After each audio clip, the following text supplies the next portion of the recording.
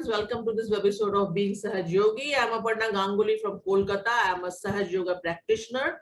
And today we have with us General V.K. Kapoor from Noida. Sir, आपका बहुत बहुत स्वागत है इस प्रोग्राम में. And so इसके जरिए इस Being Sahaj Yogi जो एपिसोड हम करते हैं इसके जरिए हम जानना चाहेंगे about your spiritual journey. You are an army officer. You have been in a field which is very practical, very down to earth.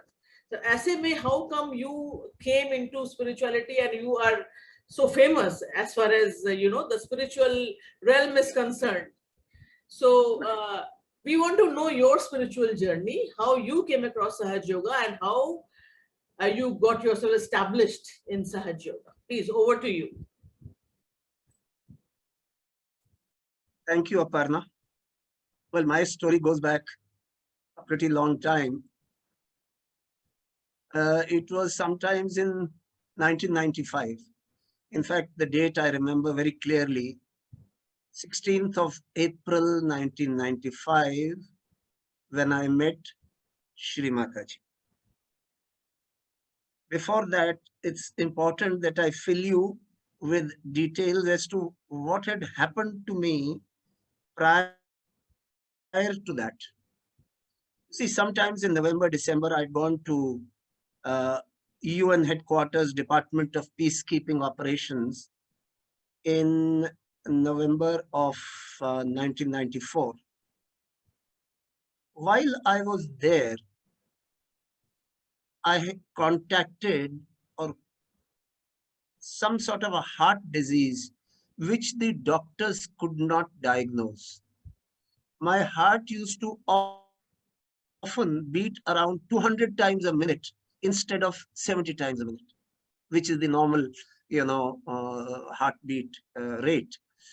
So when I showed myself to doctors, both in New York, where it started, and in Delhi, when I came back, they said, that this is, when the doctors can't understand something, they say that it is psychosomatic. So they said, it is some sort of a psychosomatic problem. We don't know the reason for it. And therefore, we can give you some medicines, but your blood pressure will fall so low if you take that medicine, that you will be feeling giddy all the time, which is what happens. Once I tried that medicine, I could not, I had to lie down. So this continued January, February, March, till I met Shri Mataji in April, on 16th of April in Kolkata, where Shri Mataji was actually conducting a wedding in I think it was Park Hotel in Calcutta. And I had gone with the then chief of army staff, who had already expired, but there with the Bharat, I used to be General Joshi's adjutant when he was the commanding officer of our unit, that is the 64th Cavalry. So the family had asked me to accompany them, and they went in a chartered aircraft because the girls' side was very, very wealthy. And so we went in a chartered aircraft to Calcutta, and there we were received at the airport with, great pomp and show and so on, and taken to our hotel rooms. In the evening, when this wedding was due, I saw this lady sitting there. She had a beautiful, bright face, and that the aura of that, the sheer beauty of the face, the aura was so and so attractive that I couldn't lift my eyes from Shri Mataji's face. And before this, my state was that when I used to walk, I used to feel pain in the heart.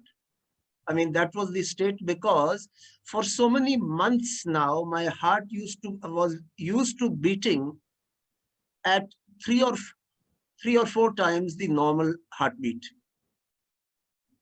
And the doctors had said that if you continue walking around like this, you will be laid in bed. And they also told me that, if this doesn't, if this can't be corrected, you will have to be medically boarded out of the army. I was a brigadier at that time, posted in army headquarters. That is when I went for the wedding.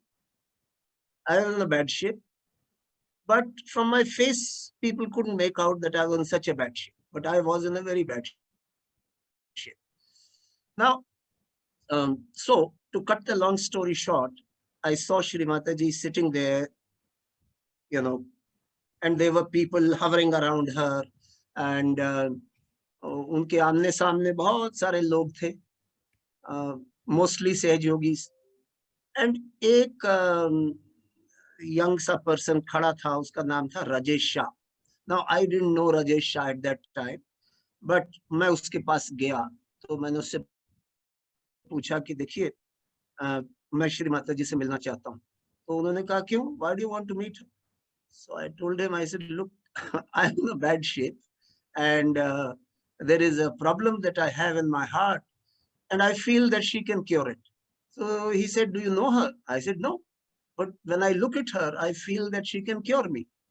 So he said, no, she's very busy. How can you meet her today in this wedding? So I insisted that I must meet her. So he said, look, this is not possible. Then, like a good army officer, I told him that if you don't introduce me to Shri Mataji, I'll go there personally and without asking you all. So he said, okay, wait for about half an hour. I'll speak to her and then you can come in front of her. So after half an hour, I again went to him and he took me in front of Shri Mataji. My wife was also with me. She sat down next to Shri Mataji and I was standing in front about, let's say, 10 feet away from where she was sitting, where mother was sitting. And so Shri Mataji looked at me, smiled and said, "हाँ बेटा, क्या बात है?" मैंने कहा, श्री माताजी, अभी मैं कुछ महीने हुए हैं न्यूयॉर्क से आया था और जब से वहां से आया हूँ तब से मेरा जो हृदय है उसके अंदर कोई ऐसा प्रॉब्लम आ गया है कि वो स्पीड से चल रहा है. तो श्री माताजी स्माइल्ड.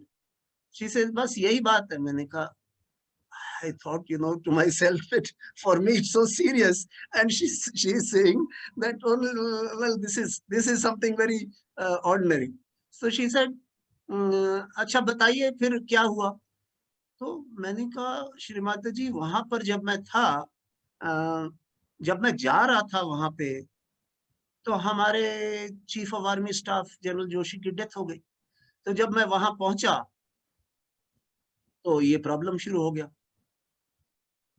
तो she looked at me and she said, अच्छा अपना बायां हाथ मेरी ओर करो, दाहिना हाथ हृदय पर रखो, आंखें बंद करो, सांस लो, आंखें बंद करो और जो मैं कहती हूं उसको रिपीट करो.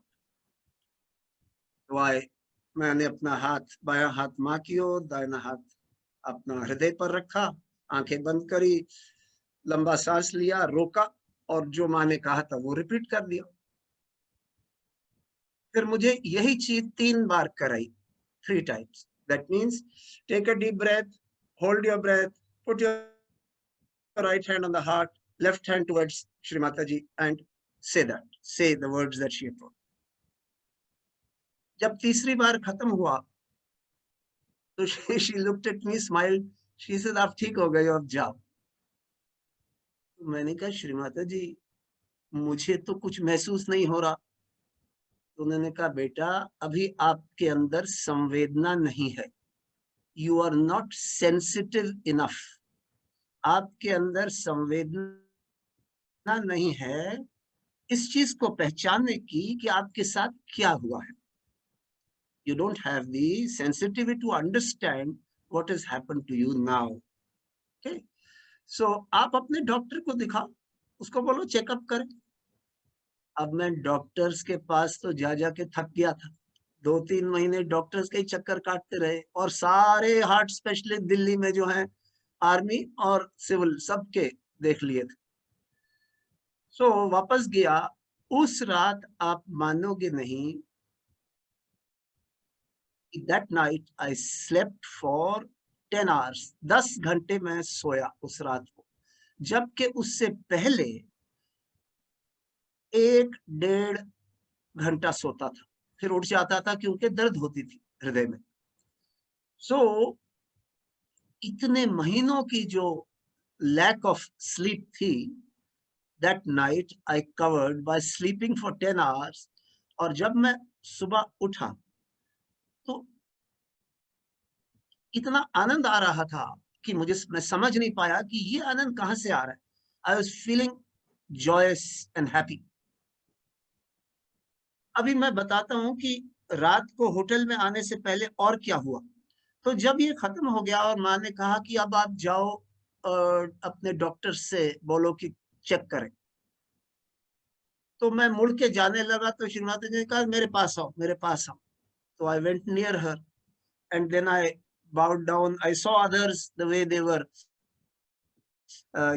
doing pranam to Shri Mata Ji. So I bowed down, धरती के ऊपर अपना माथा लगाया और माँ को प्रणाम किया.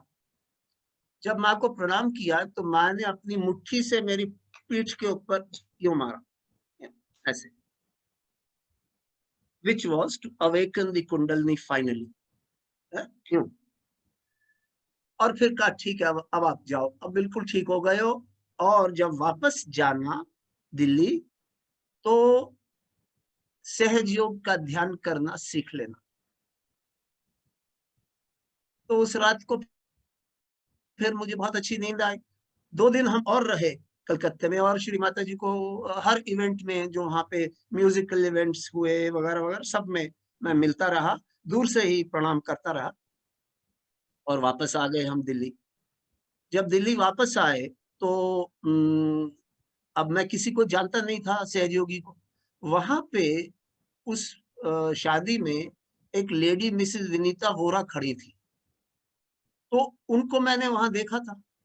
तो उन्होंने मुझे कहा था कि जब आप दिल्ली आओगे ना तो मेरे से बात कर लेना. तो then I rang her up.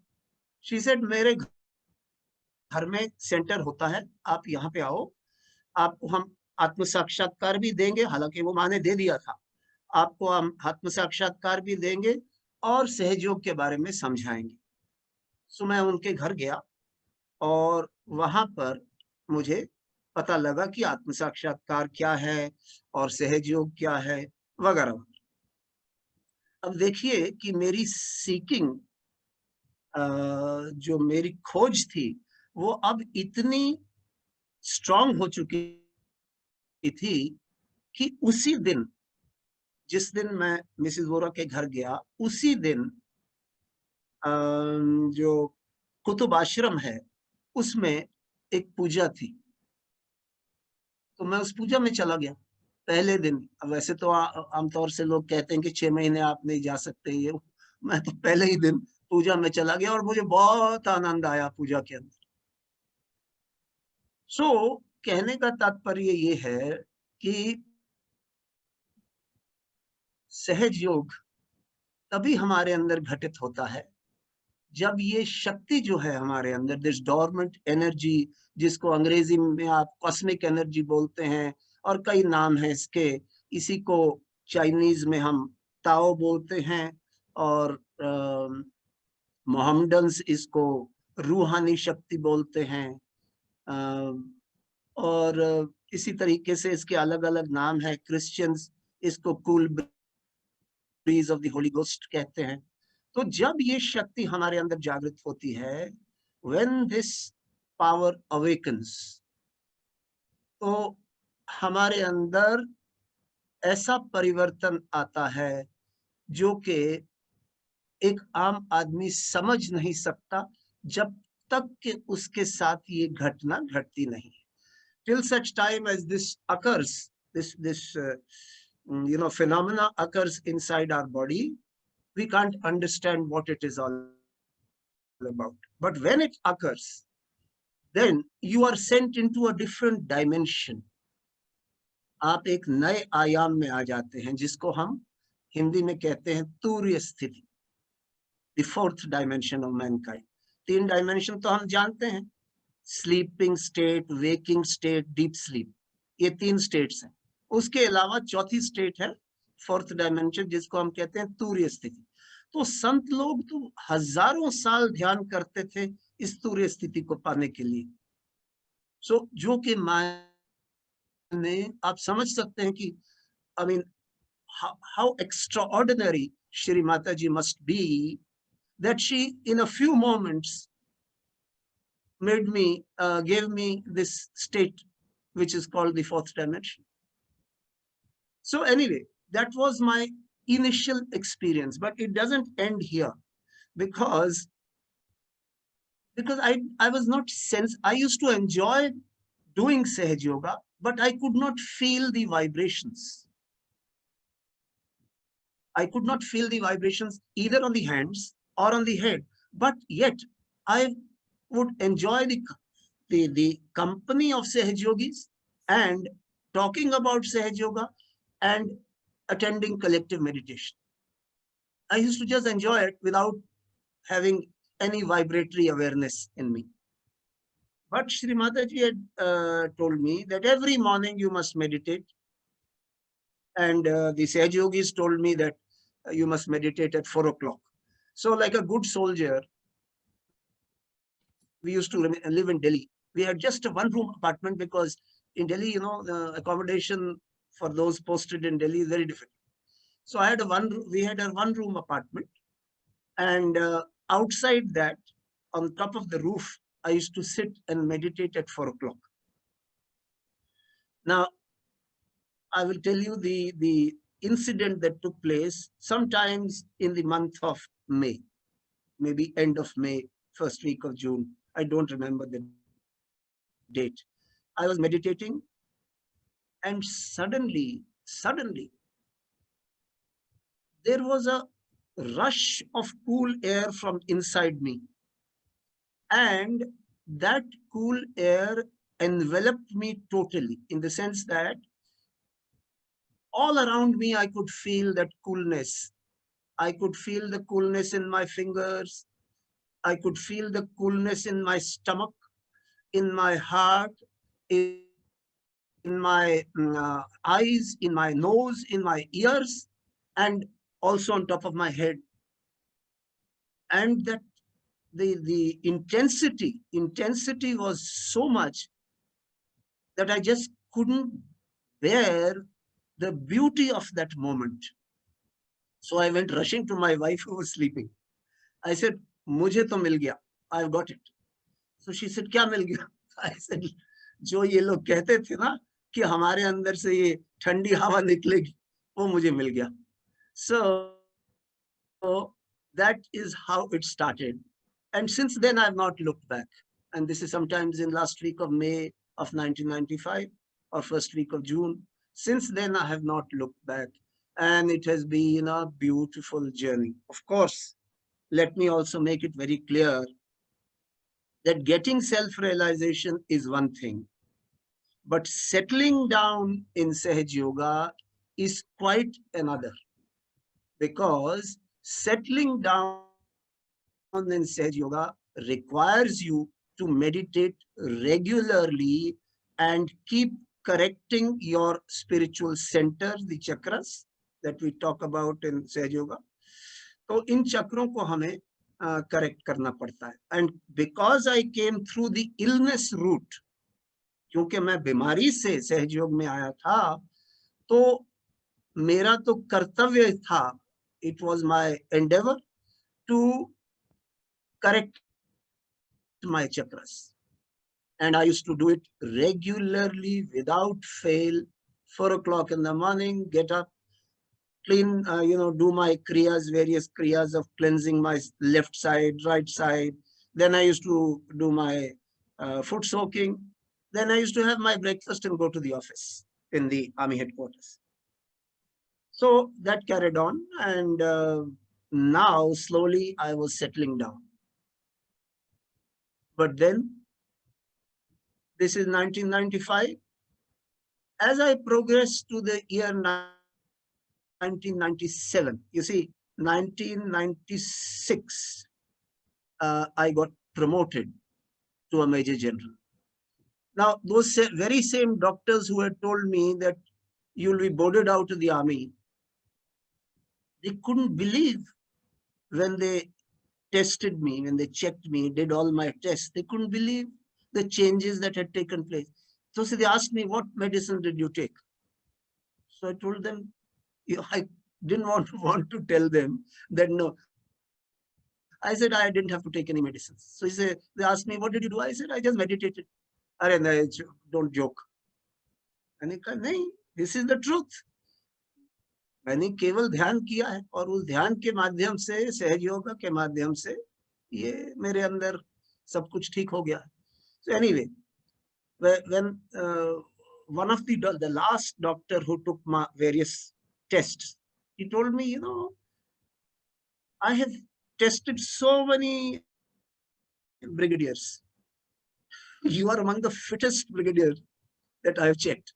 So I said to myself, look at it. 2 months back, I was being boarded out of the army.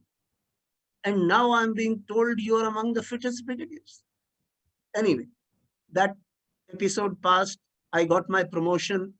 I moved to Jhansi as GOC of an armored division. An armored division is a division of tanks. It's a very prestigious division of the Indian Army.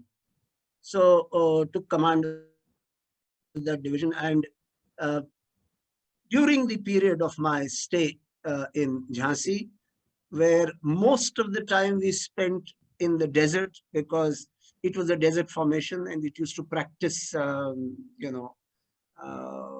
maneuvers in the desert. So most of the time was spent in the desert, but there also I continued with my meditation. In 1997, I got posted after my command of the division. I got posted as the commander of the higher command wing of the War College, Army War College. In 1997, a very serious ailment occurred. I started bleeding, and the bleeding wouldn't stop. And I used to bleed as much as 8 to 10 times a day. When I went to the doctors and they did internal checkup, they said you got ulcerative colitis. But how is it that the ulcerative colitis occurred so suddenly? And, for about 3-4 months, I was laid on, I was in a bad shape. And one day, one colonel, now I am in Mau. In 1997, I am in Mau in the War College, which is near Indore. A colonel rang me up and said that, sir, you remember me? He was Colonel Anand. I used to know him very well, a good friend. He used to be one of my commanding officers when I was commanding the brigade in Jammu. So he says, sir, I've heard that you're not well. So I said, yes, I'm in a very bad shape. He says, sir, I'm meeting Shri Mataji today. Do you have any message for her? I said, yes, I've been wanting to speak to her, but these leaders don't connect me to her. Whenever I ring up, some leader or the other there tries to give an excuse and doesn't connect me to Shri Mataji. So he said, sir, I will go to her today. Tell me what's your problem. So I explained the problem to him. You know what Shri Mataji told him? She says, I know what is happening to him. This is not ulcerative colitis. It is a tantric attack by an officer who is, because we were in line for becoming lieutenant generals, who is in line for becoming a lieutenant general. Out of jealousy, he has done this. That means he's gone to a tantric and fed me with tantric food in one of the army, army organized dinners or lunches. And that is why this is happening to him. Tell him to catch a flight and come to Delhi. So I caught a flight, came to Delhi. Delhi में जब मैं आया तो श्री माता जी ने firstly coming to Delhi was also quite an excitement, because when we came to Delhi, Shri Mataji was in was at that time not in the Dwarka, in the Qutub Center. Sometimes she used to stay in the Qutub Center, but at that time she was not in the Qutub Center. But she had told me to meet her in the Qutub Center at 1:30. So 1 o'clock we were there, my wife and I, and we waited for about 30 minutes. Then the center coordinator at that time came down and said, Shri Mataji won't come. She's not feeling too well today. I said, look, if she has told me she will come, she will come. So he said, well, Kapoor sir, अगर आप बैठना चाहते हैं तो बैठ जाइए, but वो तो शायद नहीं आएगी. But I kept sitting. At 2 o'clock, Shri Mataji arrived. And she told me that she was not well that day and Sir CP was not allowing her to go. But look at the Divine Mother, her love for her children. She came and she made me sit in front of her. And Nalgirkar Sahib used to be there. Mr. Nalgirkar, who's one of the oldest Sahajogis, who's remained a very long time with Shri Mataji. So she called him and she said that we'll do 3 candle treatment. So they put a candle in front of me and candle in this thing behind my left swadhisthana. And मेरे को कहा कि आप अपना अंगूठा जो है candle के पास ले जाएं, जो सामने वाली कैंडल थी, और पीछे कैंडल रखी. And Shri Mataji with her hand was doing this, raising my Shakti.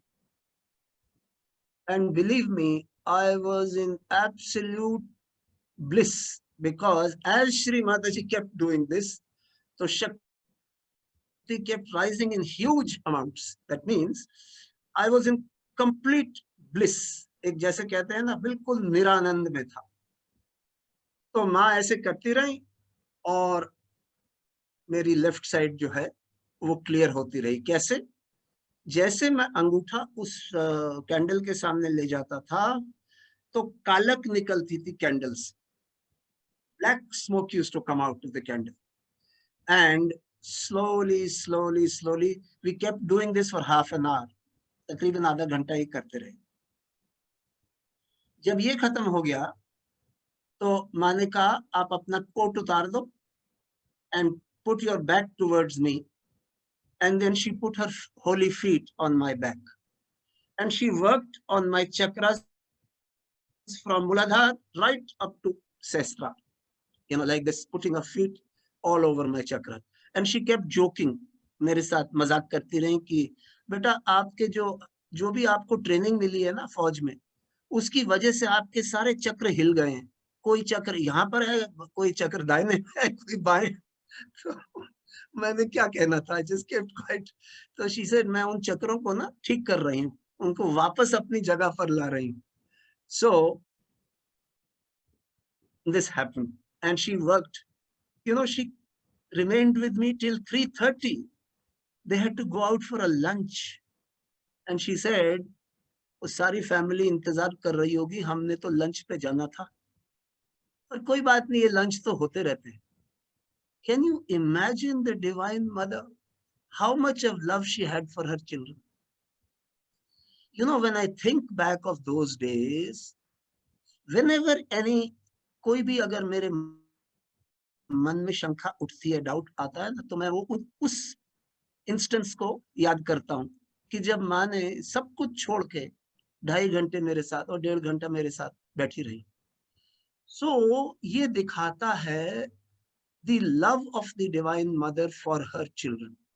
और अगर आप माँ के साथ कनेक्टेड रहें, इसका मतलब अगर आप रोजाना सुबह और शाम रेगुलरली पूरी श्रद्धा भक्ति समर्पण के साथ माँ का ध्यान करें और आपका सहस्त्रार खुला हो, आपका कनेक्शन ठीक हो, आपके साथ कुछ नहीं हो सकता, कोई हादसा नहीं हो सकता, कोई एक्सीडेंट नहीं हो सकता, कोई महामारी नहीं हो सकती। That is my message to all those who listen to this. That means if you meditate regularly and your connection with the divine is good, nothing untoward will happen to you. आपके साथ कोई भी ऐसी घटना नहीं घट सकती जिसके अंदर कि आपको नुकसान हो। सो ये है मेरी कुछ सालों की, शुरू के सालों की कहानी श्री माता जी के साथ। और मेरे लिए तो माँ ही खुदा है।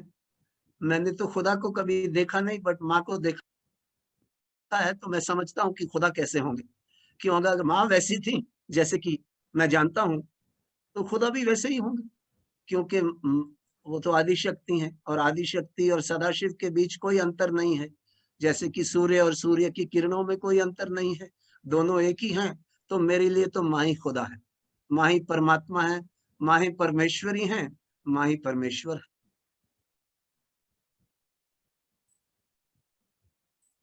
ओके, बहुत ही दिलचस्प है आपकी कहानी, आपकी जर्नी।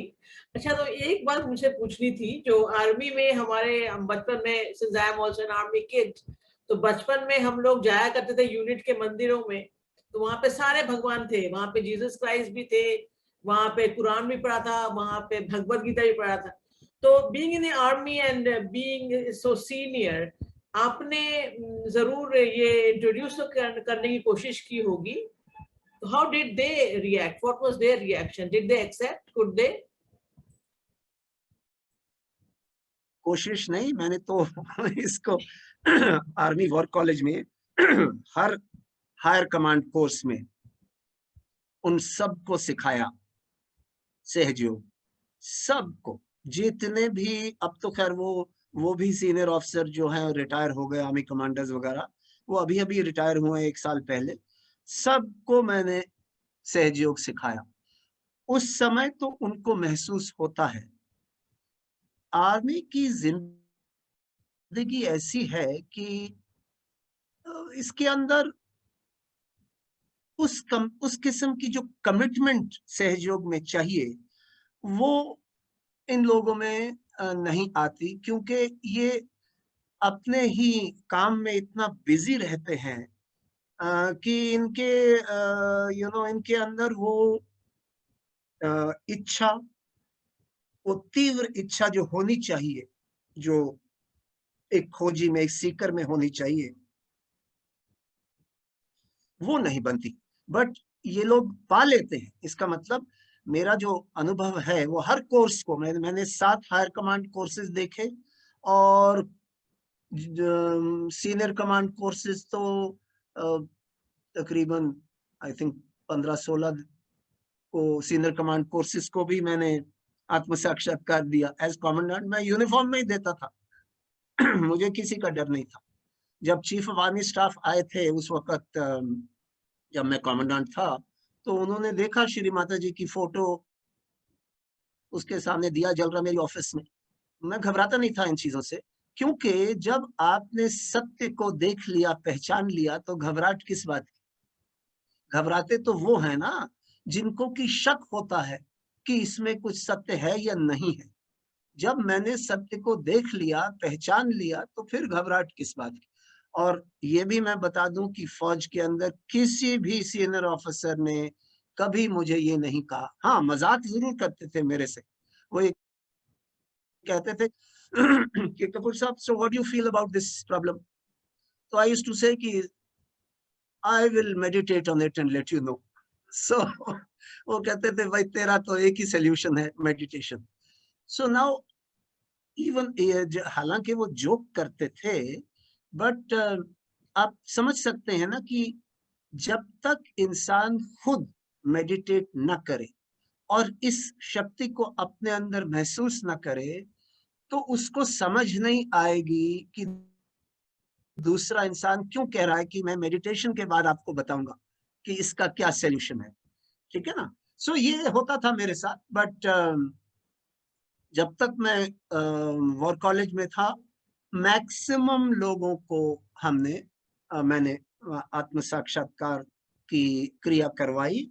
और अब तो खैर वो लोग भी रिटायर हो गए हैं, क्योंकि अब काफी दिन हो चुके हैं इस बात को। सो ये था। अच्छा, उसके बाद जब मैं रिटायर हो गया तो मैंने बहुत सारी आर्मी फॉर्मेशंस में जाके सहज योग सिखाया। और जो मेरा अनुभव है वो ये है कि जो हमारे सैनिक हैं वो इसको बड़ी जल्दी पकड़ लेते हैं, क्योंकि by nature they are very religious, धार्मिक होते हैं। उनके गांव में, उनके फैमिलीज में धार्मिकता तो हमारे गांव में है ही। और ये सब गांव से आते हैं। सो इनके अंदर धार्मिकता होती है, पर ये अपने मजहब में विश्वास रखते हैं। हिंदू धर्म, सिखिज्म, मोहम्मडन्स। सो सो इसलिए क्या होता है कि वो सीख तो लेते हैं, महसूस भी कर लेते हैं, बट उसके ऊपर, उसके अंदर बैठते नहीं है, उसके बाद कंटिन्यू नहीं करते। जब वो सर्विस में होते हैं तो उनके पास कोई टाइम नहीं होता, क्योंकि आजकल तो आप देख ही रहे हो कि सैनिक जो हैं उनको हार्डली, अगर आप किसी भी यूनिट में जाओ और कमांडिंग ऑफिसर से बात करो, तो एक सैनिक को 1 या 2 दिन हफ्ते में मिलते होंगे जब पूरी नींद मिलती है, नहीं तो वो हमेशा ड्यूटी पर ही रहता है। और रोजाना, चाहे सुबह हो चाहे शाम को हो, उसकी ड्यूटी जरूर लगती है, क्योंकि the requirements of security have increased. So जब वो सर्विस में होता है तब तो उसके लिए ये करना थोड़ा मुश्किल है। बट जब वो रिटायर होता है तो फिर मैंने क्या शुरू किया कि जब राजपुताना राइफल्स हैं, ये रेजिमेंटल सेंटर है दिल्ली में, तो इनके जो कमांडेंट था, उनके साथ मिलके जो रिटायर हो रहे होते थे, हर महीने इनके पास रिटायरीज आते थे, 30-40 लोग। हम उन रिटायरीज को वहां जाकर आत्म साक्षात्कार देते। तो अगर आप मानोगे नहीं कि कम से कम हजारों में हमने सैनिकों को आत्म साक्षात्कार दिया है। अब कितने कर रहे हैं और नहीं कर रहे, ये तो वही जानते हैं, बट दिया बहुतों को है। और मैं ये समझता हूं कि अगर हमारी सीनियर हायरार्की इस बात को समझ जाए कि आज के दिन, टुडे, इन टुडेज एनवायरमेंट, अगर हम सैनिकों को उनकी ये शक्ति जागृत कर दें, तो not only will they be good soldiers, वो अच्छे सैनिक भी बनेंगे और अच्छे सिटीजन्स भी बनेंगे। इसका मतलब उनके अंदर वो सुबुद्धि, वो विजडम आएगा जो कि केवल बाहर की ट्रेनिंग से नहीं आता। इसका मतलब, इफ यू लेट अस से, हमारे कई सीनियर मिनिस्टर्स कैम्ब्रिज और ऑक्सफोर्ड में पढ़े हुए हैं, पर जब वो पॉलिटिक्स में आते हैं वो भी चोर बन जाते हैं, वो भी चोरी करना शुरू कर देते हैं। तो ये जो एजुकेशन बाहर की होती है, it doesn't give you wisdom, it doesn't give you the qualities by which you avoid all these things. एक सहज योगी जब उसकी शक्ति जागृत हो जाती है और वो परमात्मा की शक्ति से जुड़ा रहता है, तब उसके अंदर ऐसे बदलाव आते हैं, ऐसे चेंजेस आते हैं जिससे वो गलत काम नहीं करता। क्यों? क्योंकि उसको पता है कि अगर वो गलत करेगा तो ये जो वाइब्रेशंस महसूस होती हैं और जो ये आनंद हम पाते हैं ये खत्म हो जाएगा। बहुत ही महत्वपूर्ण बात ये है कि हमारे सीनियर ऑफिशियल्स को, सीनियर ऑफिसर्स को, सैनिकों को आत्म साक्षात्कार लेना चाहिए। और क्योंकि this is not religion based, this is spirituality. हम सब के अंदर आत्मा है और अगर हम अपनी आत्मा के साथ कनेक्शन कर लेते हैं, हमारी आत्मा हमारे अंदर प्रकाशित हो जाती है। If our spirit gets enlightened तो हमारी जिंदगी ही बदल जाती है, हमारी जीवन बदल जाता है।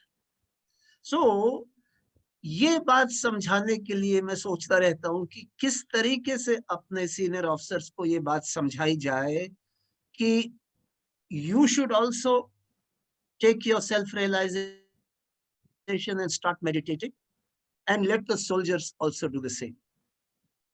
क्योंकि जब ऐसा होगा तो राम राज्य आ जाएगा।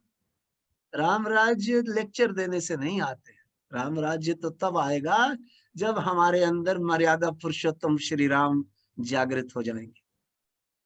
ठीक है ना? चाहे वो पॉलिटिशियंस हों, चाहे वो ब्यूरोक्रेट्स हों, चाहे वो सीनियर सिक्योरिटी ऑफिशियल्स हों, सबको ये आत्म साक्षात्कार लेना चाहिए। मुफ्त में देते हैं हम, कोई पैसा नहीं चार्ज करते, आपके पास आके देते हैं। आपको इस तरीके से देते हैं कि आपको कुछ कभी मतलब कि उसके अंदर आपको कुछ नहीं करना, आपको तो केवल बैठे रहना है और प्राप्त करना है। अगर आपको कुछ नहीं करना, आपको कोई पैसा नहीं देना, तो क्यों नहीं ले लेते आप? ये केवल हमारी जो ईगो और मेंटल कंडीशनिंग्स हैं, ये हमें प्रिवेंट करती हैं इस समझ से, इस समझदारी से कि ये हमारे लिए बहुत ही महत्वपूर्ण है। आजकल देखिए आप, इस महामारी में, कोविड में, भागे जा रहे हैं लोग। कोई ऑक्सीजन ढूंढ रहा है, कोई ये दवाई ढूंढ रहा है, वो दूसरी मेडिसिन ढूंढ रहा है। अगर वो केवल घर बैठ के सुबह और शाम रेगुलर मेडिटेशन करें तो ये हालत ही ना हो। अब ये किसको हम समझाने जाएं, क्योंकि समझ भी ऐसी है इंसान की कि वो समझना ही नहीं चाहता। He doesn't want to understand. Most of the people. हाँ, of course there are many seekers, बहुत सारे खोजी लोग हैं जो कि समझते हैं। But otherwise you have seen the state yourself. आपने देखा है क्या है। तो जो आप लोग कर रहे हो और आप आयुष मिनिस्ट्री में ये भेज रहे हो, ये तो बहुत ही अच्छी बात है। क्योंकि अगर वो ये समझ जाएं कि सहज योग आज के दिन कितना महत्वपूर्ण है और उससे हमारा सारा जीवन जो है परिवर्तित हो जाएगा, और ये परिवर्तन ऐसा होगा जिसके अंदर हमारा स्वास्थ्य हमेशा ठीक रहेगा, तो और क्या चाहिए इंसान को?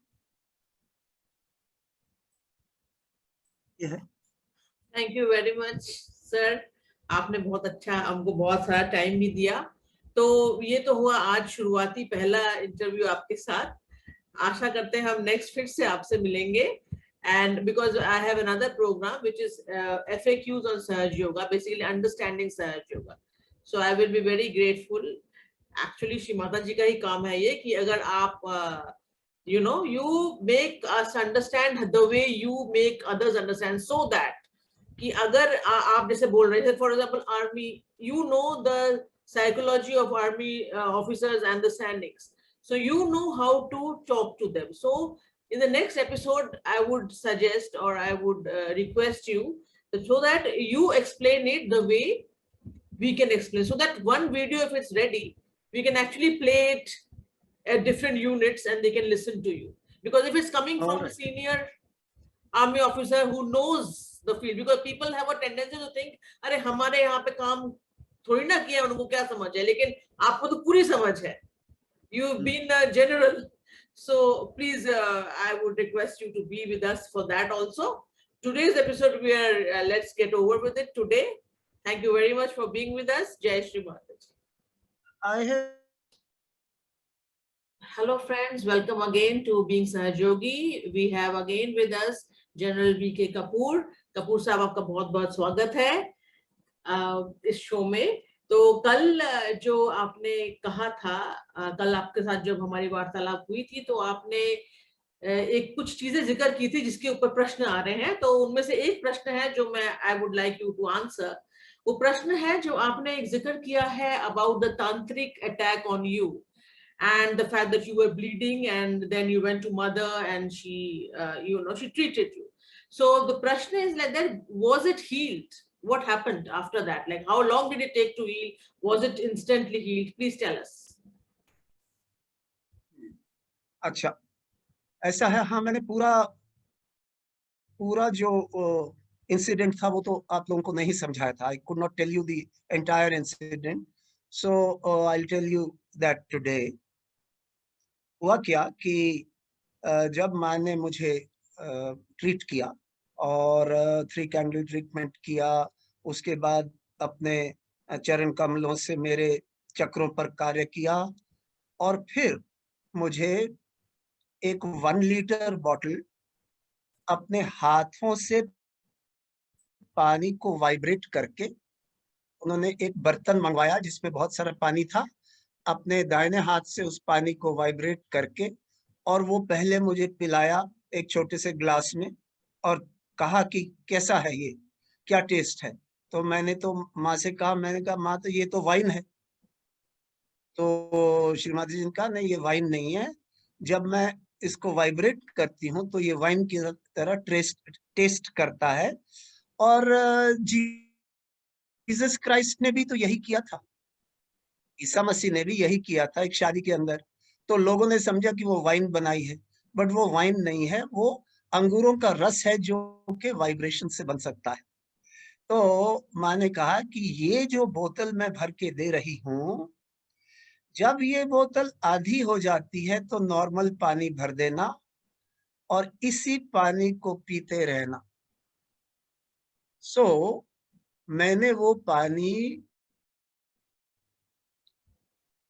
उसके बाद भी मैंने मंगवाया माँ से वाइब्रेटेड पानी, और तकरीबन 6-7 साल वही पानी पिया। कभी कभी बाहर का पानी पीता था, नहीं तो वही पानी पीता था, क्योंकि नाभि इतनी खराब हो चुकी थी तो वाइब्रेटेड पानी ही पीता था। और आपने अगर माँ का एक प्रवचन सुना है जिसमें माँ ने कहा है कि जो वाइब्रेटेड पानी है वो नाभि के हर प्रॉब्लम को दूर कर सकता है। और हमारे अंदर वो विश्वास नहीं है कि हम केवल अगर हमें कोई नाभि का प्रॉब्लम है तो हमें, और खास तौर से अगर सीरियस प्रॉब्लम है, तो वाइब्रेटेड पानी ही पीना चाहिए। जब आप पानी को वाइब्रेट करके पीते हैं तो आपके अंदर कुछ नाभि में स्पिरिचुअल इफेक्ट्स होते हैं जिससे आपके प्रॉब्लम, नाभि के प्रॉब्लम दूर हो जाते हैं। सो मैं उनको एडवाइस करूंगा जिनके नाभि में प्रॉब्लम है, पेट में प्रॉब्लम रहते हैं, कि आप वाइब्रेटेड पानी पीजिए। बट ये लॉन्ग टर्म ट्रीटमेंट है, ये 1-2 दिनों में ठीक होने वाला ट्रीटमेंट नहीं है। इसको लॉन्ग टर्म के लिए आपको ये पानी पीना पड़ेगा। इसका मतलब you will have to use this vibrated water and drink this vibrated water for a long time, maybe a couple of months, maybe a couple of years. That depends upon your disease. अच्छा, एक तो ये चीज नहीं मैंने बताई कल। दूसरा ये था कि जब मैं वापस गया और माँ ने बताया था कि जब आप ध्यान करोगे पहले 3 कैंडल ट्रीटमेंट करोगे, फिर अपनी शक्ति को उठाओगे, बंधन लोगे और ध्यान करोगे।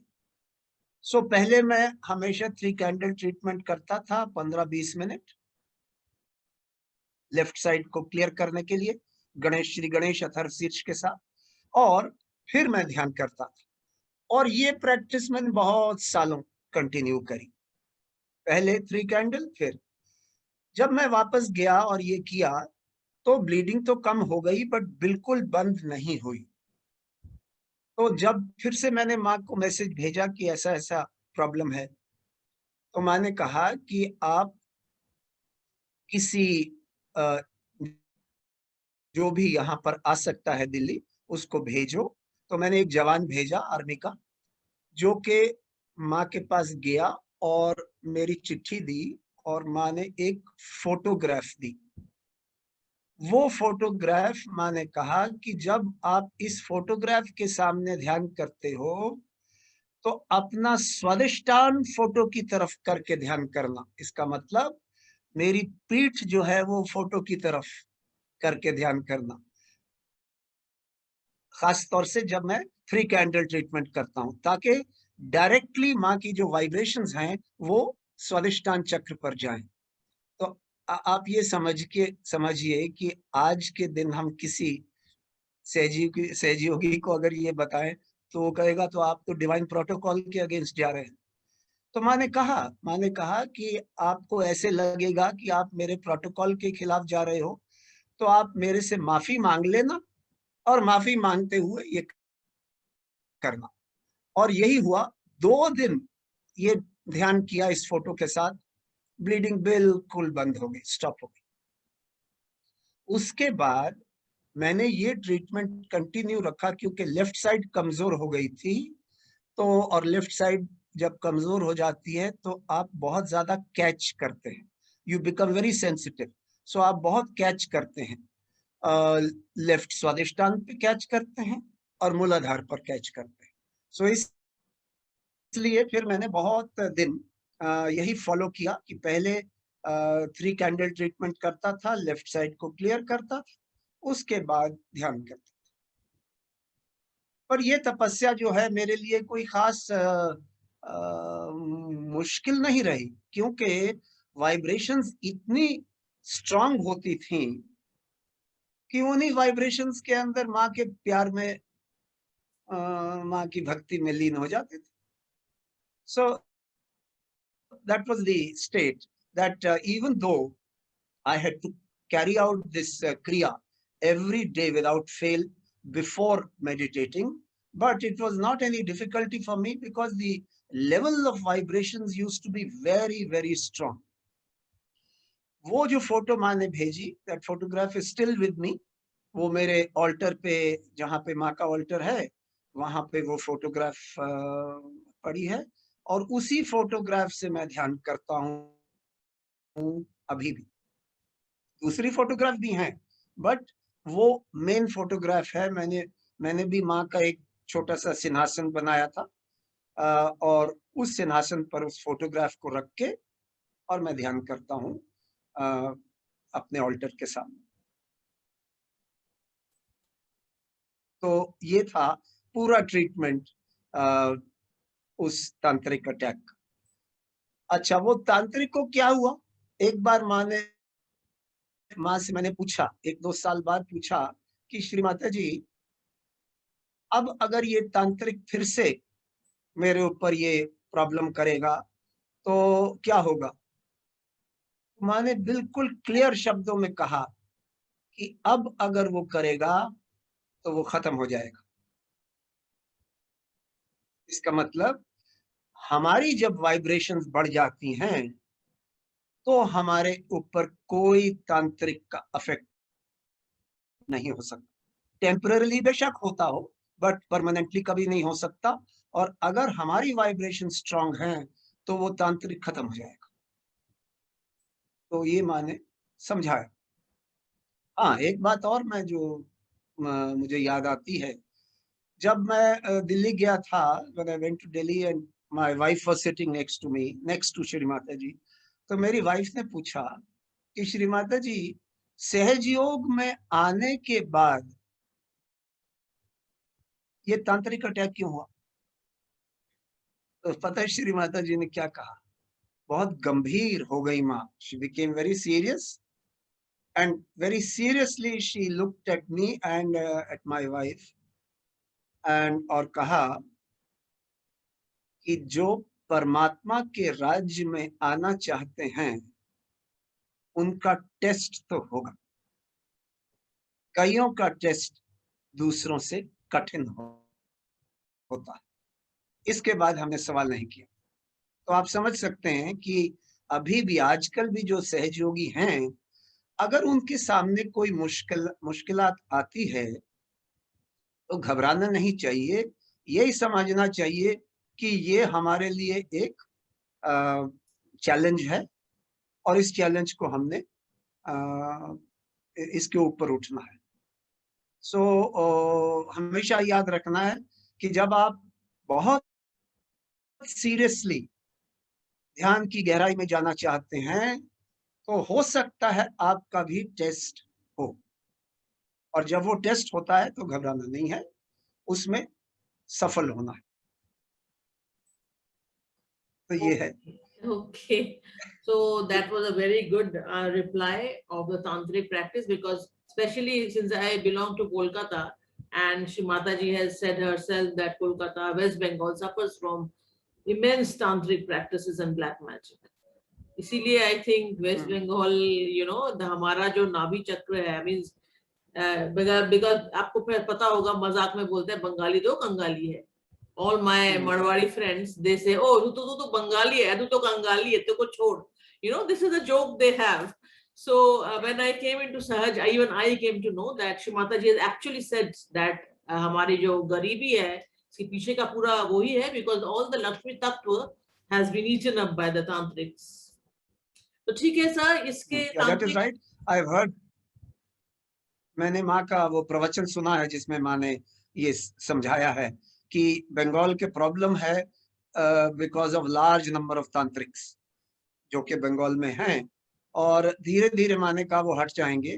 बट गरीबी बंगाल की इसी वास्ते है क्योंकि बहुत ज्यादा तांत्रिक हैं और बहुत लोग तांत्रिक के पास जाते हैं। तो ये माने समझाया। Okay, so with this, we will end this episode. Thank you very much for being with us. We will meet in our next episode where we will discuss about understanding Sahaj Yoga through you. Thank you very much. Thank you. Hello friends, welcome back to Being Sahaj Yogi. Our conversations with General V.K. Kapoor continues. Kapoor साहब, आपका बहुत बहुत स्वागत है। तो अभी एक प्रश्न जो हमारा है वो आपसे ये पूछना है हमें कि आप 1995 से सहज योग कर रहे हैं, तो सहज योग आपके अनुसार सहज योग का सार क्या है? What is the essence of Sahaja Yoga according to you? We would like to know that. Over to you. Aparna, ये बहुत ही अच्छा सवाल आपने पूछा, क्योंकि कभी कभी मैं भी सोचता हूँ, जब ध्यान कर रहा होता हूँ या वैसे भी बैठा होता हूँ तो अपने आप से ही पूछता हूँ कि सहज योग की जो एसेंस है, जो सारांश है सहज योग की, क्या है? तो पता है उसका जवाब क्या मिलता है? वो ये है जो मेरे अनुभव से मैंने फील किया है। माँ ने सहज योग को प्रेम के आधार से बनाया है। जब हमारे अंदर सबके प्रति प्रेम होता है, माँ के प्रति तो होता ही है सबके अंदर, पर जब हमारे अंदर दूसरों के प्रति प्रेम होता है और हम हमेशा जब माँ का ध्यान करते हैं तो यही समझते हैं कि हम भक्ति में लीन होकर, भक्ति मतलब कि माँ के प्रेम में लीन होके श्रद्धा से, पूर्ण समर्पण भाव से जब हम माँ के प्रति और भाव बनाते हैं और ध्यान करते हैं, तो इस माँ के प्रेम में सहज योग जो है वो हमें प्राप्त होता है। इसका मतलब हम सहज योग में बढ़ते हैं। कैसे? कि जैसे हम माँ के प्रति भाव बनाते हैं कि माँ सब कुछ आप ही हो, आप ही करता हो, आप ही भोगता हो, आप ही माता हो, आप ही पिता हो, आप ही गुरु हो, आप ही स्वामी हो, आप ही आत्मा, आप ही परमात्मा, सब कुछ आप ही हो। जब ये भाव हमारे अंदर आता है तो हम माँ के श्री चरणों में नतमस्तक होके और माँ को कहते हैं कि माँ आप ही ध्यान करा लो मेरे से। सो इस किस्म का भाव हमारे अंदर एक आदत बन जाना, एक हैबिट बन जाना, ये this is the essence of सहयोग। मतलब कि सहयोग का सार ये है कि हमारा प्यार माँ के प्रति ऐसा हो जैसा हनुमान जी का श्री राम के लिए, जैसा गणेश जी का गौरी माता के लिए। ऐसा प्यार, ऐसी श्रद्धा, ऐसा समर्पण हो तो ध्यान करना मुश्किल नहीं। कभी भी, किसी समय, कहीं पर भी आप ध्यान में जा सकते हैं। ये है सार माँ का, मतलब सहयोग। यह है सार सहयोग का। This is the essence of सहयोग। इसका मतलब हमें अपने मन से, अपनी बुद्धि से, अकलमंदी से काम नहीं लेना है। हमें माँ के प्रति प्रेम से, श्रद्धा, फुल फेथ से और पूर्ण समर्पण भाव से। इसका मतलब सब कुछ आप ही हो, मैं भी आप ही हूं। तो सर आजकल के ये तो सार समझ गए, आशा करते हैं जो सुन रहे हैं वो भी समझ जाएंगे। लेकिन आजकल जैसे हमारे, आपको पता ही होगा, after Covid, post Covid, we are doing many online realisation programmes, जहाँ बहुत न्यू कमर्स आ रहे हैं। तो उन्हें तो ये मौका नहीं मिलता कि दूसरे सीनियर सहयोगी से, सीनियर तो कुछ नहीं होता खैर, लेकिन may be enlighten, more clear in the चक्र एंड द नाड़ी, उनसे तो मिलने का मौका नहीं मिलता। और बस they listen to online, where we show them mothers herself giving realization.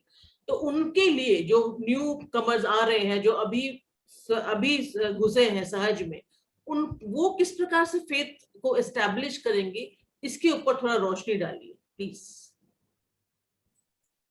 सहयोग में आना तो आसान है, पर अपने आप को एस्टैब्लिश करना या स्थापित करना ये थोड़ा मुश्किल है।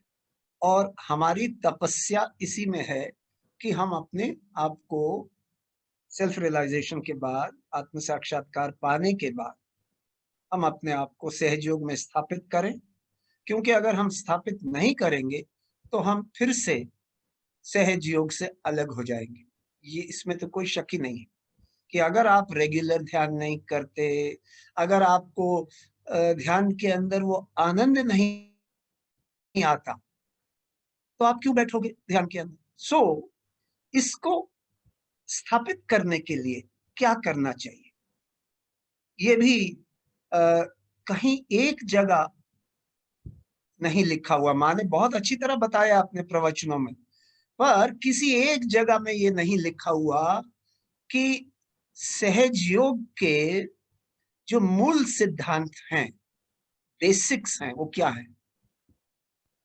तो उन पर मैं थोड़ा प्रकाश डालना चाहता हूं।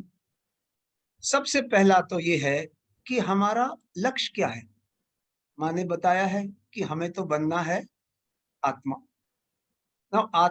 पूरी तरह से आत्मा तो हम बन नहीं सकते, क्योंकि अगर आत्मा बन जाए तो ये शरीर नहीं रहेगा। सो आत्मा स्वरूप बनना है। अगर हमें आत्मा स्वरूप बनना है तो हम कैसे बनेंगे। सहयोग में तो सब कुछ ध्यान के माध्यम से ही होता है।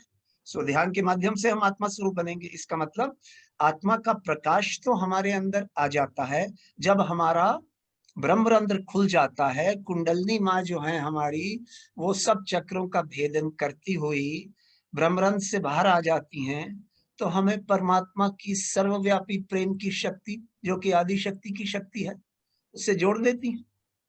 जब हम माँ की शक्ति से जुड़ जाते हैं तो हमारे अंदर, हाँ, खुले हुए ब्रह्मरंध्र से परम चैतन्य अंदर आता है। परम चैतन्य क्या है। वो चैतन्य जो आदि शक्ति से बहता है।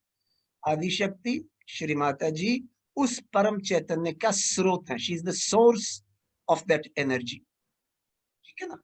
सो वो जब परम चैतन्य खुले हुए ब्रह्मरंध्र से अंदर आता है तो हमारी आत्मा प्रकाशित होती है। अब आत्मा को प्रकाशित रखना, आत्मा को प्रसन्न रखना, ये हमारा कार्य है। कैसे रखेंगे? जैसे मैंने बताया कि सब कुछ ध्यान के माध्यम से होता है। इसका मतलब सबसे पहली बात तो ये है कि हमें ध्यान में बहुत रेगुलर रहना है। सुबह शाम का जो ध्यान है, इसमें ऐसी रेगुलरिटी होनी चाहिए कि आप खाना खाएं ना खाएं और कुछ करें ना करें, पर ध्यान अवश्य करें। और सुबह का ध्यान, वो तो आपके हिंदू धर्म में भी यही कहा गया है कि ब्रह्म मुहूर्त के समय सबसे अच्छा ध्यान होता है। 4 और 6 बजे के दरमियान।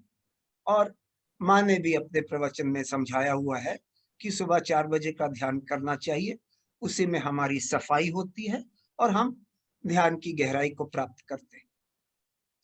सबसे पहला पॉइंट है कि हमारा लक्ष्य क्या है, उस लक्ष्य को कैसे हमने पाना है, ये हमारे नए सहयोगियों को समझना चाहिए कि उस लक्ष्य को पाने के लिए हमें ध्यान रेगुलरली करना है। अब तीसरी बात है कि ध्यान हम किसका करते हैं? श्री माता जी का ध्यान करते हैं। क्यों? क्योंकि वही हमारी गुरु हैं और हम, मेरे लिए तो वही हमारी खुदा है, वही हमारी परमात्मा है, वही परमेश्वरी है, वही परमेश्वर है। अगर ये बात आपके अंदर बैठ गई, इसका मतलब अगर आपने माँ को पहचान लिया तो योर डिफिकल्टीज आर ओवर। आपकी जितनी भी मुश्किलातें हैं, मुश्किल है बातें, वो सब दूर हो जाएंगी। क्योंकि माँ को पहचानना कि सब कुछ हमें माँ से प्राप्त होता है। जब हम माँ से जुड़े हुए होते हैं तो हमारे जीवन में खुशहाली ही होती है। जब हम माँ से जुड़े हुए होते हैं तो हम आनंद में होते हैं। जब ये बात हमारे अंदर बैठ जाती है तो हम समझ जाते हैं कि माँ कौन है। ठीक है ना? जब हमें ये समझ आ जाती है कि माँ कौन है तो हम माँ से जुड़े रहते हैं। अब माँ से जुड़े रहने का मतलब माँ को प्रसन्न रखना है। माँ को कैसे प्रसन्न करेंगे? माँ कैसे प्रसन्न होती है? केवल माँ को तो सब प्यार करते हैं। क्या केवल माँ को प्यार करने से माँ प्रसन्न होंगी? नहीं। माँ कहती हैं, क्या आप दूसरे सहयोगियों को प्यार करते हो और नॉन सहयोगियों को भी प्यार करते हो? क्या आपके अंदर वो प्रेम है जो कि एक संत में होना चाहिए? क्या हमारे अंदर वो प्रेम है? और वो प्रेम हमारे अंदर कैसे बैठता है? वो भी ध्यान के माध्यम से बैठता है। जितना गहरा हमारा ध्यान होता जाता है, उतनी जो छोटी छोटी बातें हैं, हम उनको बिल्कुल अलग कर देते हैं अपने आप से, क्योंकि हम समझ जाते हैं इन छोटी बातों का कोई मतलब नहीं है। धीरे धीरे जैसे ध्यान हमारा गहरा होता जाता है तो हमारे अंदर जो शद्रिपु हैं, काम, क्रोध, लोभ, मोह, मत्सर और मद, ये सब धीरे धीरे हमें छोड़ते जाते हैं। नहीं तो इंसान को नीचे क्या खींचता है? यही, ये जो शद्रिपु हैं, यही हमें नीचे खींचते हैं। हमारे अंदर दूसरों के प्रति ईर्ष्या, जेलसी, हमारे अंदर बहुत ज्यादा एम्बिशन, हमारे अंदर लालच, हमारे अंदर और इस किस्म के भावनाएं जब होती हैं तो हम ध्यान की गहराई को नहीं प्राप्त करते।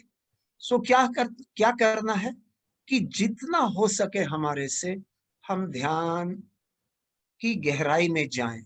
जब आप ध्यान की गहराई में जाते हैं तो ये शद्रिपु हमें धीरे धीरे धीरे धीरे छोड़ देते हैं। अब ध्यान की गहराई में कैसे जाएं? 2 किस्म के ध्यान होते हैं, एक कलेक्टिव ध्यान, एक इंडिविजुअल ध्यान। दोनों ही इंपॉर्टेंट है, दोनों महत्वपूर्ण है। कलेक्टिव ध्यान, इसका मतलब जो आजकल जो हम लोग ऑनलाइन कलेक्टिव ध्यान करते हैं, तो कम से कम आपको माने तो ये बताया था कि हफ्ते में एक बार छोटी कलेक्टिविटी में जाना, महीने में एक बार बड़ी कलेक्टिविटी में जाना और अपना ध्यान तो रोजाना करना। अब जब लॉकडाउन हो गया और सेंटर्स नहीं रन कर रहे, सो हमें क्या करना है? हमारे पास तो इतनी अच्छी सुविधा है, चारों तरफ इतने सारे जो लोग हैं, इतने सारे टीम्स जो बनी हुई हैं, वो ऑनलाइन ध्यान करवा रही हैं। तो आप किसी टीम को ज्वाइन कर लीजिए, जहां पर भी आपको अच्छी वाइब्रेशंस आती हैं, आप वहां ज्वाइन कर लीजिए और ध्यान कीजिए कलेक्टिव। सुबह का ध्यान अगर कलेक्टिव करते हैं तो शाम का ध्यान अकेले में कीजिए, अगर सुबह का ध्यान अकेले में करते हैं तो शाम का ध्यान कलेक्टिव कीजिए। सो ये तो हमारी चॉइस है, पर दोनों ध्यान इंपॉर्टेंट है और इंडिविजुअल इस वास्ते इंपॉर्टेंट है क्योंकि ग्रोथ जो है हमारा जो विकास है वो इंडिविजुअल है। कलेक्टिविटी में हम अपनी सफाई करते हैं, इंडिविजुअल ध्यान में हम अपनी ग्रोथ करते हैं, हमारा विकास होता है, हमारी बढ़ोतरी होती है, उपलब्धि होती है ध्यान में। सो दोनों किस्म के ध्यान इंपॉर्टेंट है।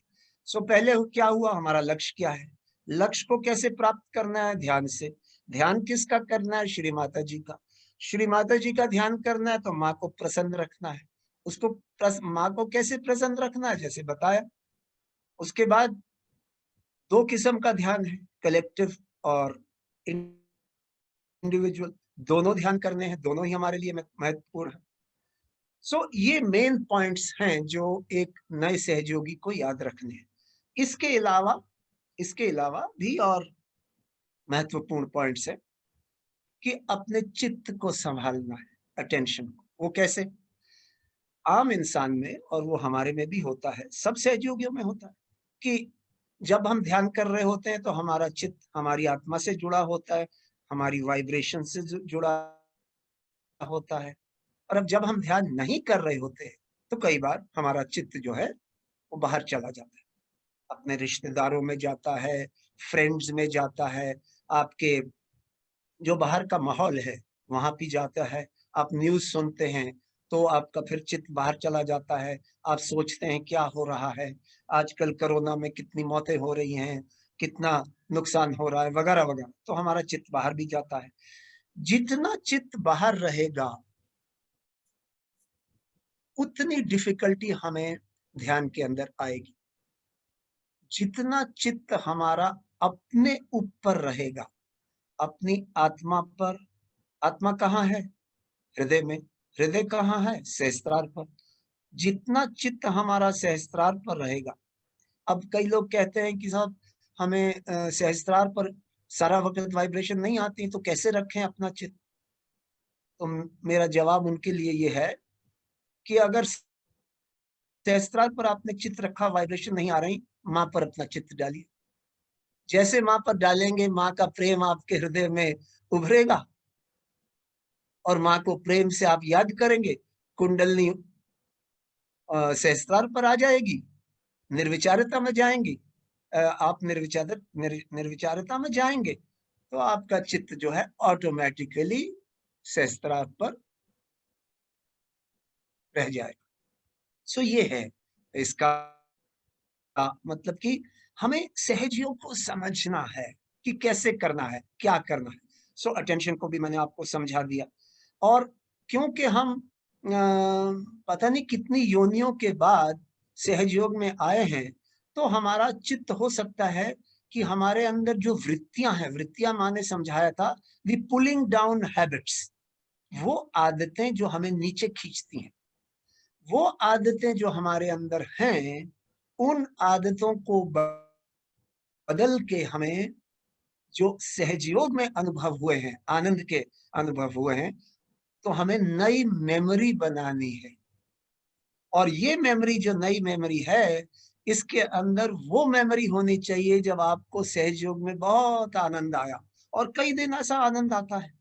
इसी वास्ते श्री माता जी ने कहा कि हर सहजयोगी को 2 डायरियां लिखनी चाहिए। एक तो डेली डायरी और एक वो डायरी जिसमें कि आपको बहुत महत्वपूर्ण अच्छे अच्छे आइडियाज आते हैं। वो आइडियाज भी आप उस डायरी में लिखिए। और फिर उन आइडियाज को डेवलप कीजिए। देखिए कैसे आप सहयोग में उन आइडियाज का इस्तेमाल कर सकते हैं। सो नई मेमोरीज बनाना, 2 डायरीज रखना, एक में डेली एंट्री और दूसरे में स्पेशल एंट्री, जो कि आपको अच्छे अच्छे आइडियाज आते हैं।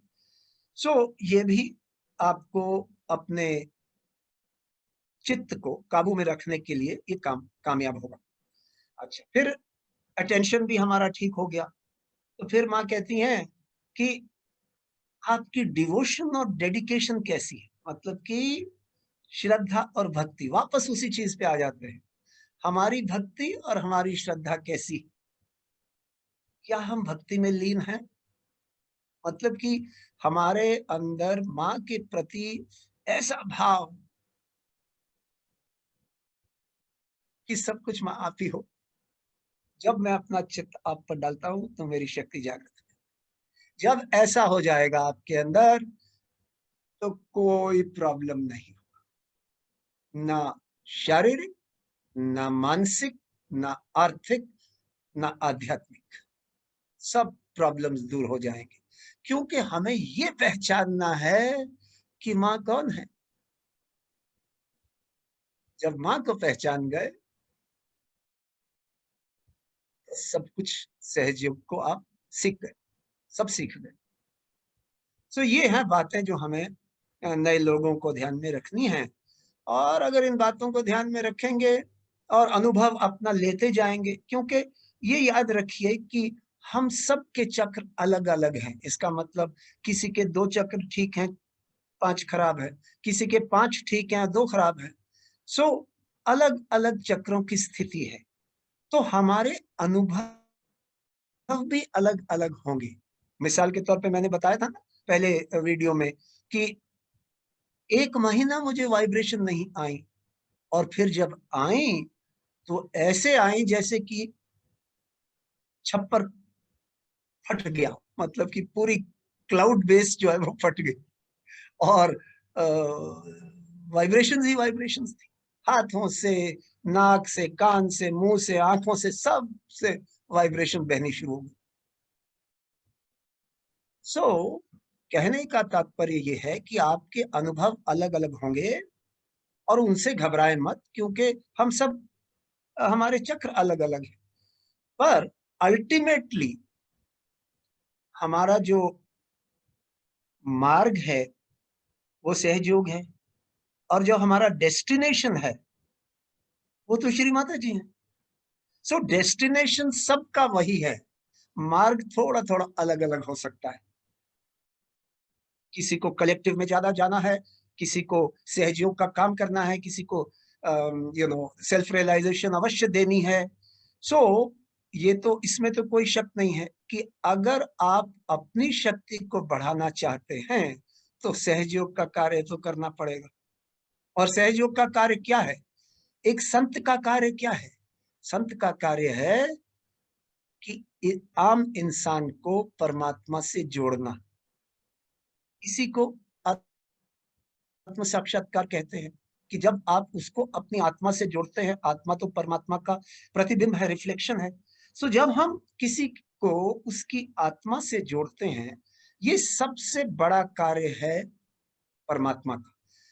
मैं सुनता हूँ सहयोगी ये कहते हैं कि चलिए हम हॉस्पिटल में जाते हैं, लोगों को क्योर करते हैं। हाँ, कुछ सेंटर्स में ये भी बताया गया कि हम सेंटर को ही कोविड अस्पताल बना देते हैं। ठीक है, आपके अंदर ये अच्छी भावनाएं हैं, पर ये आपका कार्य नहीं है। आपका कार्य केवल एक ही है, दूसरों को परमात्मा से जोड़ना। इसका मतलब, अब जैसे माँ ने बताया, सदगुरु कौन? गुरु नानक जी ने कहा था, सदगुरु वो जो साहिब से मिलाए। आपको सहज गुरु बनना है, सबको बनना है। आपका काम है एक आम इंसान को परमात्मा से जोड़ना, उसकी आत्मा से जोड़ना, ये आपका काम है। अगर ये काम आप करते रहें और अपना ध्यान करते रहें, आपको कोई डिफिकल्टी नहीं होगी सहयोग में भी और सहयोग में स्थापित होने की। डिफिकल्टी नहीं होगी। आखिर में मैं आपको वो कुछ क्वालिटीज बताता हूँ जो माँ ने बताई थी जो कि हम अभी तक अचीव नहीं कर पाए। माँ ने कहा था, पूछा था माँ ने, एक मतलब कि एक आर्टिकल में माँ ने समझाया है, हु इज अ ट्रू सहयोगी, एक सच्चा सहयोगी कौन है। तो अब मैं वो बातें आपको थोड़ी समझाता हूँ कि तो माँ ने कहा, ये कुछ पॉइंट्स बता रहा हूँ, वैसे तो वो लंबा लेक्चर है। सबसे पहला पॉइंट माँ ने बताया कि सच्चा सहयोगी वो है जो कि उपस्थित परिस्थितियों में, जो भी परिस्थितियां हैं उसके साथ, वो प्रसन्नचित्त है, खुश है, तो वो सच्चा सहयोगी। इसका मतलब वो जब सामने मुश्किलें आती हैं, वो घबराता नहीं है, बल्कि प्रसन्नचित्त ही रहता है, वो सच्चा सहयोगी। दूसरा, फिर मैंने कहा कि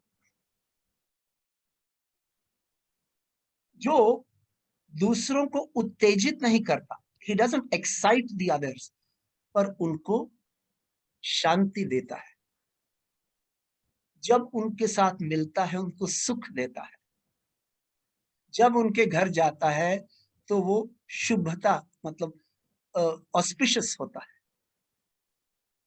वो सच्चा सहयोगी। वो सहयोगी जो कभी नाराज नहीं होता। केवल एक समय पे सहयोगी नाराज होता है और होना चाहिए, जब सहयोग के प्रति या माँ के प्रति कोई गलत बातें लिखता है या कहता है तो हमें नाराज होना लाजमी है, ठीक है। पर इसके अलावा कोई और परिस्थिति नहीं है जिसके अंदर हम लोगों पर चिल्लाएं, नाराज हों। तो वो तो अगर वो सच्चा सहयोगी है तो कभी नाराज नहीं होता। अगली बात, सहज नॉलेज का, सहज ज्ञान का मास्टर बन जाता है। इसका मतलब उसके अंदर वो मास्टरी आ जाती है सहज ज्ञान की, सहज योगा के ज्ञान की। उसके अलावा उसके अंदर माधुर्य और मिठास होती है। इसका मतलब जब वो बोलता है तो दूसरे को माधुर्य और मिठास से, प्रेम से बोलता है। तो ये भी एक गुण सच्चे सहयोगी का गुण है। और वो तो मैंने आपको बताया कि वो शांतिदायक होता है, कि दूसरों को शांति देता है। फिर माँ ने आखिर में बहुत ही महत्वपूर्ण बात करी, बहुत अच्छी बात। और माँ की हर बात ही अच्छी है, पर ये बात बहुत ही सुंदर है। उसने, माँ ने कहा कि एक established सहयोगी is one, an established सहयोगी is one who becomes one with God and wins over God. इसका मतलब अब परमात्मा से जुड़ जाते हैं और परमात्मा को अपनी ओर जीत लेते हैं। ये सच्चा सहयोगी कितनी सुंदर बात कि आप परमात्मा को भी जीत के अपने साथ रख लेते हैं। तो ये है सच्चे सहयोगी की निशानी। और अभी तक हम मैं ये कहूंगा कि हम लोग उस स्थिति में नहीं पहुंचे हैं, बहुत दूर हैं अभी। पर ये समझ लीजिए कि माँ की कृपा तो आप लोगों पर है, क्योंकि आप माँ के बेटे बेटियां हैं। हम सब पर माँ की कृपा है। अगर आपके अंदर माँ के प्रति भक्ति, श्रद्धा और समर्पण है तो घबराइए मत, आप भी एक दिन सच्चे सहयोगी बन जाएंगे, ठीक है ना। एक और बात, मैंने कहा कि एक सच्चे सहयोगी में दो गुण खास तौर से होने चाहिए। कौन से? फॉरगिवनेस, क्षमा, और डिटैचमेंट, निर्लिप्तता। मैंने कहा एक सहयोगी का रथ के दो पहिए होते हैं, एक पहिया क्षमा, दूसरा पहिया निर्लिप्तता, डिटैचमेंट। अब आप ये देखिए कि हम डिटैच कब होते हैं? जब हम निर्विचारिता में होते हैं, तब हम डिटैच होते हैं, हर एक चीज से डिटैच होते हैं। So, जब आप निर्विचारिता में होते हैं तो मां से कनेक्टेड होते हैं। और फॉरगिवनेस क्यों? अगर आप दूसरों को क्षमा नहीं करेंगे तो आप डिटैच हो ही नहीं सकते, क्योंकि आप आज्ञा पे अटक जाएंगे।